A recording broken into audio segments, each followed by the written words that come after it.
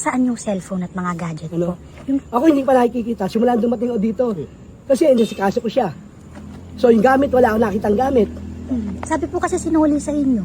Wala sila solid. Ako dumating ako dito alas 2. Sabi nila sinole. So wala pa ako nakita. Kinausap ko anak ko, wala silang gamit na ano. Asikaso ko pa namin yung gamit. Siyempre asikaso namin tao. Sir, bakit po ayaw niyo pong ipa-autopsy? Alin? Yung, Ba't na papa-autopsy pa? Nakita mo na yung sarili mo na yung sarili niya na ano, hiwain mo pa. Kasi nakita na ako na in-autopsy, binubuksan buo. Tapos bayaan lang, iiwan na lang ng mga mag-autopsy. Ikaw ba gusto mo namatay ka na? Gusto pang ano yun? Gusto mo makita pa na naghirap na yung tao tapos iiwain mo pa? Para lang maano? Ano ang dahilan na ano, wala naman sila nakita ng ano, foul play. sir, gano'ng kasakit sa pamilya niyo na naantala pa po yung pagpaproseso po sa bangkay ng asawa niyo? Ayun nga, Nagluluksa nandito po kami kayo. para ano eh. Tapos ang dami pa nilang requirements. So, ganun ba yung nagdudusa na kami tapos ito ang ramdaman mo, pahirapan ka pa. Pero sir, nakikilala niyo po yung, Oo. yung mukha ng asawa niyo? Oo, kilala ng anak ko, kaya bigay kami ng waiver. Ano pa gusto nilang punto? So, Na para patunayan, gaano katagal kami nagsama ng asawa ko. sir, pinapa-DNA test din daw po. Oh, sabi ko, paano mag-swab ka nga lang, makakalaman mo DNA ng ano, di ba? Para napadaming proseso, pinapahirap. Kami na yung anak ko, tsaka yung ako na mismo nagsasabi, asawa ko yan. Nanay nila yan. Ba't ano pa gusto nila i-prove?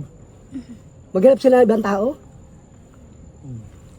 Yun lang magiging reaction ko dahil kung ikaw man, gusto mo ba nakita mo yung magulang mo o yung kasama mo sa bahay na asawa mo na nakita mo na nagka-disgrasya tapos gusto mo pabuksan mo pa yung ano? Kayo na siguro mag-umusga para ayusin lang yung bangkay ng asawa ko. So ngayon ang dami nilang hinihingi na mga requirements para ma-release namin, madala namin sa Manila. Hanggang ngayon hindi pa gumagalaw yung papel eh.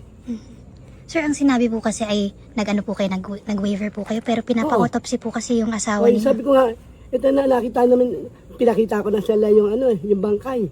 When nakita nila, tinignan nila kung ano yung tsura. Tapos papa-autopsy nila na pag nakita nila ano, siguro karapatan na namin na nagbigay na kami ng waiver. Sir, bakit po ayaw niyo pong ipa-autopsy? Alin? Yung, Ba't na papa-autopsy pa? Nakita mo na yung sarili niya na ano, hiwain mo pa? Kasi nakita na ako na in-autopsy, binubuksan buo. Tapos bayaan lang, iiwan na lang ng mga mag-autopsy. Ikaw ba gusto mo namatay ka na? Gusto pang ano yun? Gusto mo makita pa na naghirap na yung tao tapos iiwain mo pa? Para lang maano? Ano ang dahilan na ano, wala naman sila nakita ng ano, foul play. May kahilingan pa kayo sa government, sir? Hinihiling ko lang kasi ako galing rin ang gobyerno eh. Sobra yung ano yan na nagpakahirap ang asawa ko. 42 years in service. Tapos ayan ang nangyayari. Gusto Sabi ko niyo ko, magbigay ng reaction, sir, sa attention na binibigay ng... ako siyang galing rin sa trabaho eh. Yung galing rin sa gobyerno eh. Kaya nga lumabas ako sa gobyerno eh. sir, gano'ng kasakit sa pamilya niyo na naantala pa po yung pagpaproseso po sa bangkay ng asawa niyo? Ayun nga, Nagluluksa nandito po kami kayo. para ano eh. Tapos ang dami pa nilang requirements. So, ganun ba yung nagdudusa na kami tapos ito ang ramdaman mo, pahirapan ka pa. Pero sir, nakikilala niyo po yung, Oo. yung mukha ng asawa niyo? Oo, kilala ng anak ko, kaya bigay kami ng waiver.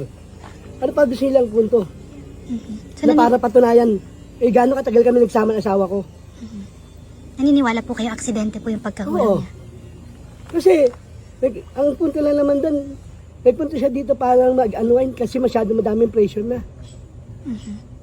Kasi kaugnay po yan nung sa flood Oo, control, sa sir. flood control. Siguro, kasi hindi kami nag-uusap tungkol sa ano eh. Sa kaso ng flood control, hindi kami nag-uusap na pag yung isang kaso niya na sabi ka may attorney ka, bahala yung attorney mo mag-ano. Dahil kami mag-asawa, iba yung namin. Pareha kaming engineer, kaya ayaw ko namin ka ng professional jealousy. Kaya umalis ako sa gobyerno. So, ang gusto niyo po, ma-release na po. Oo, yun lang gusto namin. Magpapasko, makasamahan man lang namin yung asawa ko yung Pasko. Sabi nga namin nagpaplano kami ng Pasko na yung pamilya ayaw. Kasi, kaya ayaw ko yung mga anak ko, mahubuli sila. Nagtatrabaho ng maayos. nila wala yung pipirman doktor doon sa death certificate. Yung nag-declare po na patay. Oo. Sir, pinapa-DNA test din daw po. Oh, sabi ko, paano mag-swab ka nga lang, makakalaman mo DNA ng ano, di ba? Parang napadaming proseso, pinapahirap. Eh kami na yung anak ko, tsaka yung ako na mismo nagsasabi, asawa ko yan. Nanay nila yan. Ba't ano pa gusto nila i-prove? Maghanap sila ng ibang tao?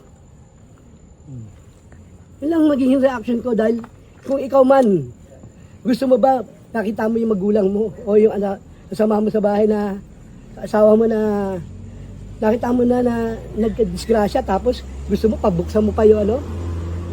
Kayo na siguro mag-umusga. Alright mga kababayan, magre-react tayo dito no, sa statement ngayon ng asawa ni dating DPWH Undersecretary Catalina Cabral no, na dumating po doon sa Benguet kaninang hapon.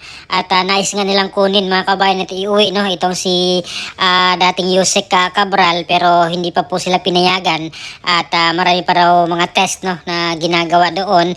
Kabilang na po dyan yung DNA test at ang autopsy mga kababayan na kung saan ay pumalag nga po itong asawa no. Hindi po sila pumayag na i-autopsy itong si dating Yusek Cabral dahil yun nga yung proseso mga kababayan ay mas lalong maaawa ka dahil bubuksan po yung katawan ng tao no. At meron daw po silang waiver pero hindi po sila pinakinggan mga kababayan no. At naniwala naman po sila na wala pong foul play no dito sa pagkamatay nga ng kanyang asawa mga kababayan. At sinabi pa niya na nag-usap pa pala sila mga kababayan no sa cellphone nito ni dating Yusek Cabral at tinanong niya pa kung bakit daw hindi ito pumunta doon sa ICI investigation no. At alam din po siya or aware siya na pumunta po doon sa Baguio kasi para mag-unwind dahil sa sobrang pressure na no, sa stress mga kababayan dito nga po sa kinaharap niyang flood control corruption mga kababayan na kung saan siya po yung Yusek no dito po nga sa DPWH dito sa planning ng public partner or public private partnership no na kung saan ay siya umano ang mastermind no sa pagpaplano mga kabayan lahat ng mga proyekto sa DPWH. At ngayon nga ang nangyari sa kanya no na nakakagulat dahil yun po yung nangyari sa kanya na nakita na lang siya doon sa baba na wala na pong buhay mga kabayan. So wala naman pong problema dito sa pamilya.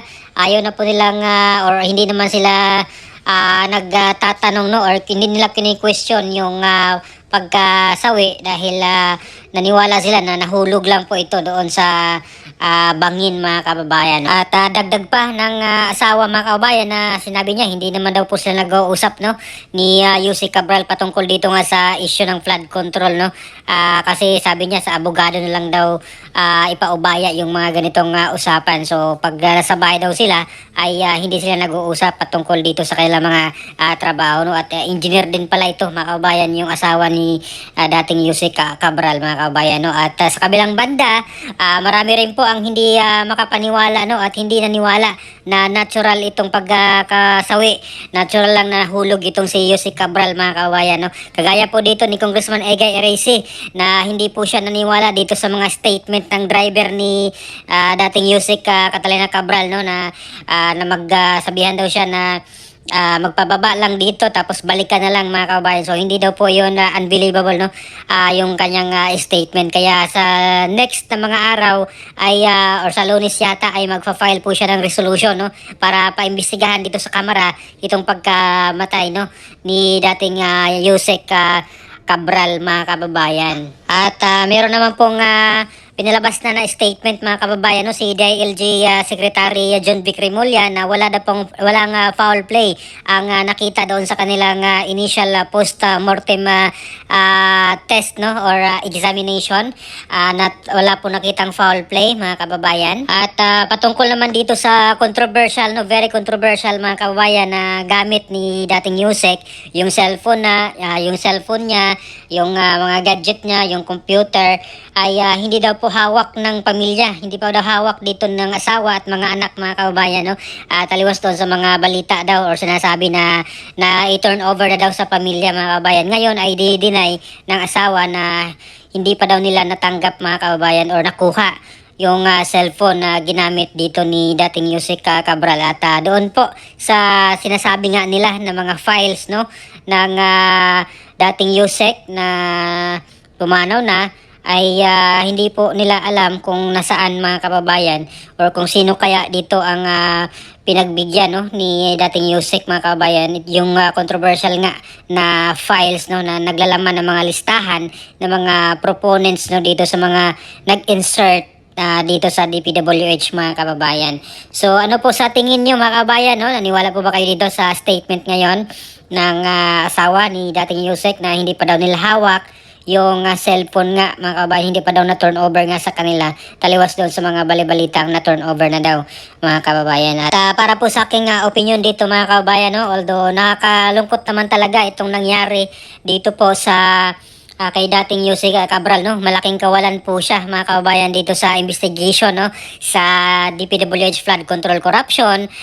Sana po ay mapanagot natin yung totoong mastermind, no, dito po sa Flood Control Corruption, dahil yun nga, naniwala po tayo na hindi po siya, si dating Yusek Cabral, ang mastermind dito, no, hindi po siya yung pinaka most guilty, at siya po ay nagamit lang, no, inutusan lang ng mas nakataas sa kanya para gawin yung mga plano, yung mga budget insertion na iyan, mga kababayan. So, yung totoong magnanakaw talaga, yung big fish, ay malayang malaya pa, mga kababayan. Sayang yung buhay dito ni Yusek Cabral na nagtrabaho sa DPWH ng mahigit 4 na dekada, at ito lang po pala ang kanyang kinahinatnan, mga kababayan, no, sa huli. Kaya kung may kasalanan man po siya dito, mga kababayan, sa flood control corruption, ay sana po ay panagutan na lang niya, mga kababayan. Hayaan na lang po yung sarili niyang makulong, no. Basta sabihin niya ang lahat ng mga katotohanan, no, yung mga mastermind ay ibulgar niya talaga, para hindi po siya talagang matulad kay Janet Napoles na siya lang yung nakulong, tapos yung mga big fish naman ay malayang malaya, no. So sana po ay hinayaan niya na lang, mga kababayan, magpakulong siya kung may kasalanan siya. Basta ang importante, sabihin niya yung mga mastermind, dahil yun po ano man ang ating paniwala na hindi po siya yung big fish talaga, yung most guilty, at may pagkakataon pa na maging state witness pa po siya, mga kababayan, no? Kung hindi man ngayon na administration, baka sa next administration, mga kababayan, ay pwede po siyang maging state witness dito, no? At pwede pa siyang mapalaya, basta yung mga malaking tao ay mapakulong talaga, mga kababayan. So ano pong masasabi nyo dito sa mga statement, no, ng asawa ni dating Yusek Cabral? Please comment down below. Maraming salamat. God bless po sa ating lahat.